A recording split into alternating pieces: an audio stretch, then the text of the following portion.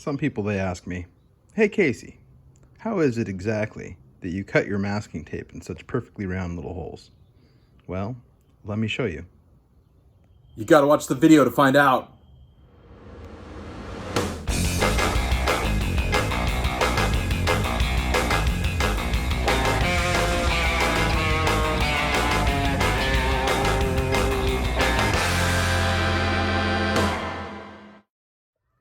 Hey there, Casey Hudson here. It's a new week and I'm back with another update on the Roadster project. Let me show you what I've been working on this week. So as you can see, the back of the car is completely blown apart again. That's kind of the nature of a project like this. You have to test fit some pieces together. You have to do some fitting, some drilling, and then you got to take things back apart. Sometimes you have to add material, sometimes you have to remove material. Sometimes you have to drill some more holes, or you want to chamfer and clean up the back sides of holes. And sometimes you need to do more paint. This week we're doing all of the above. So I've got the triangle rumble lid support brackets back out of the car. Couple of reasons there. As you can see, I have not drilled the holes yet for the quarter panel support brace going down into the sub rail. So I have to drill those, and I have to install those rivets before I final assemble that triangular brace, because I can't reach the rivets once that brace is in place. I also had to add some material to that brace and do a little repaint on it. So it's a good time for it to come out. This is also the time that I've started to do the drip rail. The way I'm trying to tackle that is maybe a little unorthodox. I'm painting everything except for where I'm gonna weld the three pieces of drip rail together. As you can see, I'm gonna have to weld this corner here, across, and then 2 spot welds that go down into the drip rail portion of the side piece. I'm gonna paint everything except for that, and then I'm gonna install all 3 pieces, and then I'm gonna weld them together in the car and put a little bit more paint on top.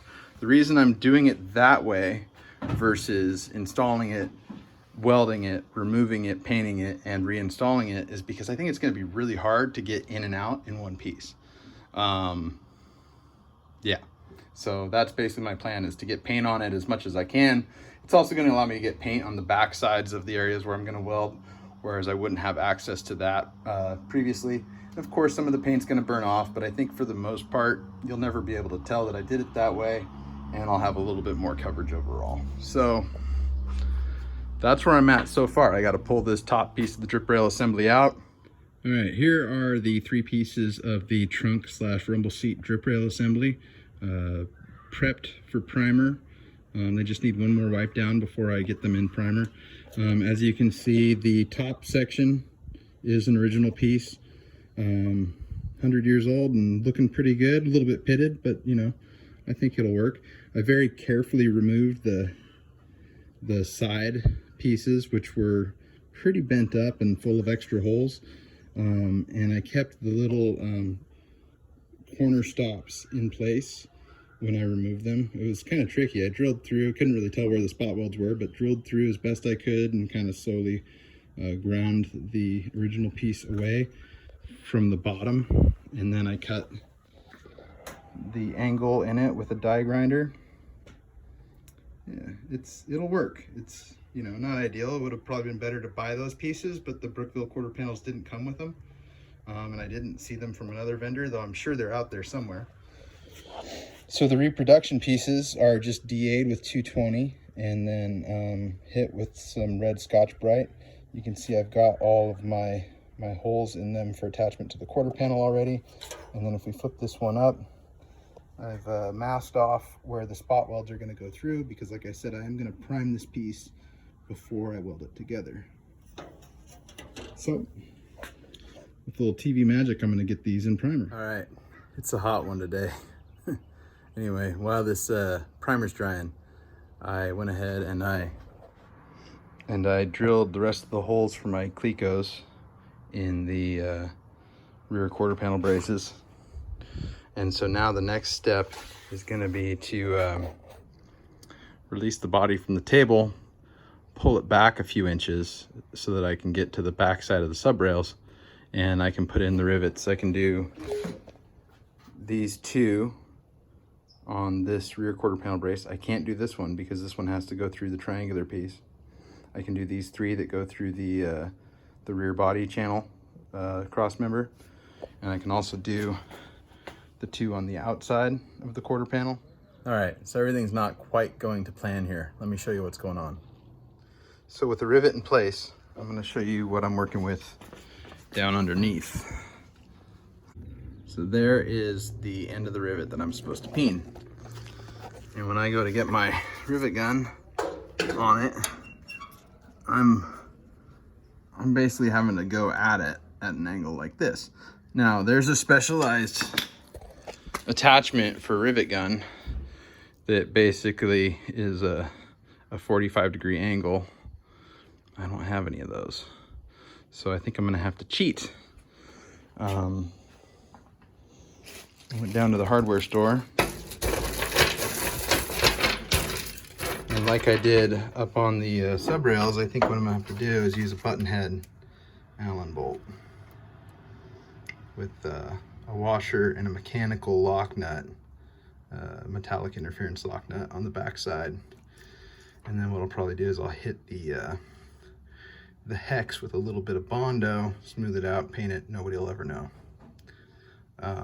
Gonna have to do that, and all these high position rivets on the sub rails because I don't have the tools to get in there. And I think it'll work just as well. Bummed I can't use actual rivets, but sometimes you have to adapt and overcome, right? All right, so we got all the drip rail pieces in primer. I just got to go through and hit the edges with the grinder where I'm going to weld. Probably run a drill bit through the holes on these little corner brackets where I'm going to do my spot welds. Peel back my masking tape in the gutter portion. I don't know if that's shown up on camera or not, but anyway. So there's that. And then I told you that I couldn't get to some of these rivets and that I was going to use little button head Allen screws in place of them. So there they are. I haven't done anything yet with the center. I'm not sure if I'm going to do Bondo later or maybe tack weld and grind it smooth. They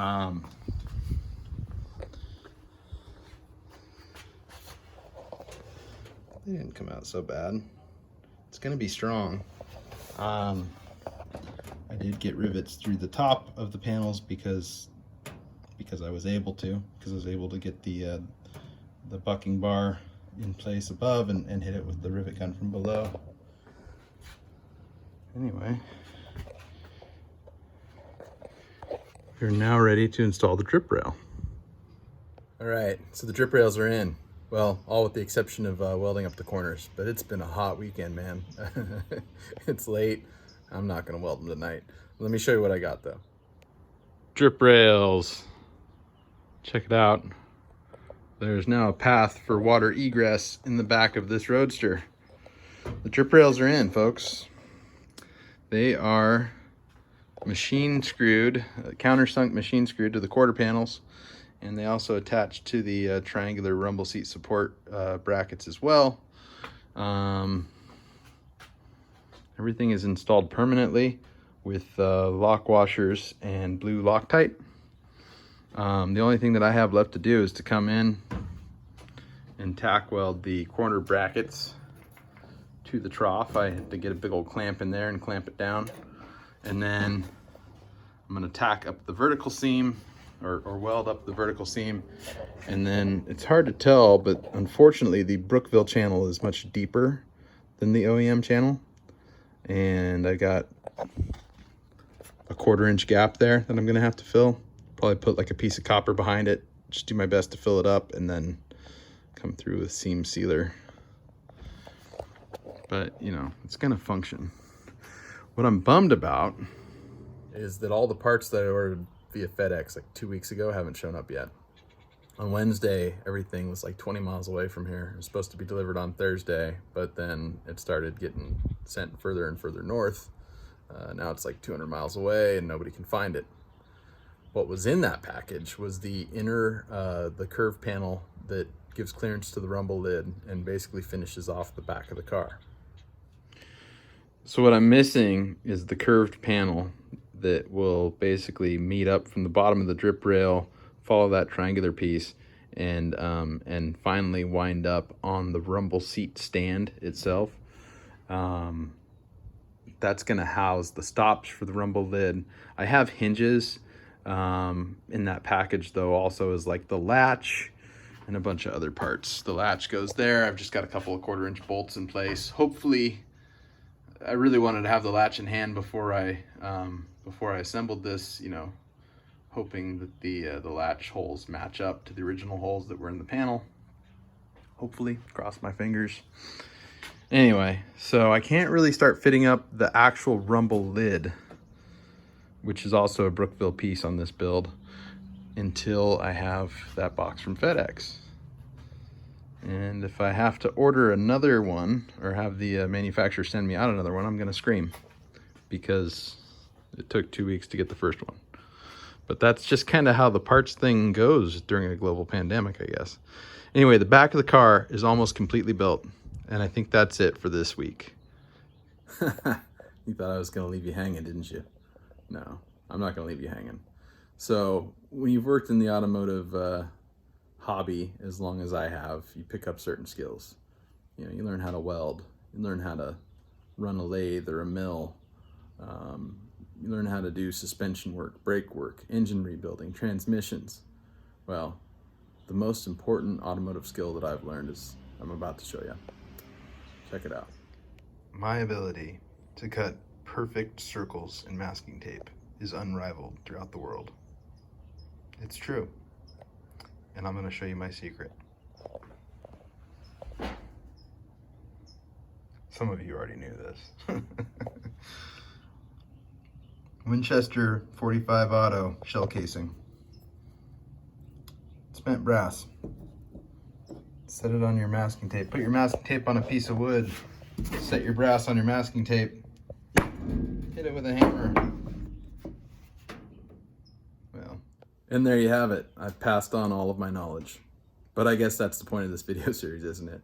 Anyway, thanks for watching this week. Please hit the like button, subscribe to the channel if you can, and make sure you comment and let me know what you want to see in upcoming episodes. Stay tuned next week for a new video, and thank you so much for watching, and I'll talk to you soon.